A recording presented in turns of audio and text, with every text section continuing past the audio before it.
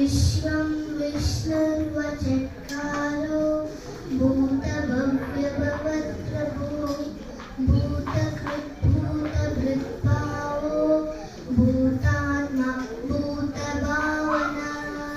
भूतात्मा परमात्मा च मुक्तानां परमागतिः अव्ययः पुरुषः साक्षी चेत्रघोषरमेव च योगो योगविदां वेदा प्रधानपुरुषेश्वरः नारसिंहवपुः श्रीमान् केशवः पुरुषोत्तमः सर्वशर्वशिवस्थानो भूतादिर्निधिरव्ययः सम्भवो भावनो भर्ता प्रभवः प्रभुरीश्वरः श्रीभगवानुवाच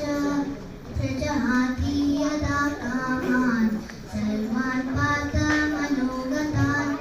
आत्मन्येवात्मना तुष्टः स्थितप्रज्ञस्तदुच्यते यदा संहरते चायं कुर्मुङ्गानीव सर्वशः इन्द्रियाणि इन्द्रियार्थेभ्यः तस्य प्रज्ञा प्रतिष्ठिता विषया विनिवर्तन्ते निराहारस्य देहिनः रसवर्ज्यं रसोऽप्यस्य परं दृष्ट्वा निवर्तते ध्यायतो विषया पुंसः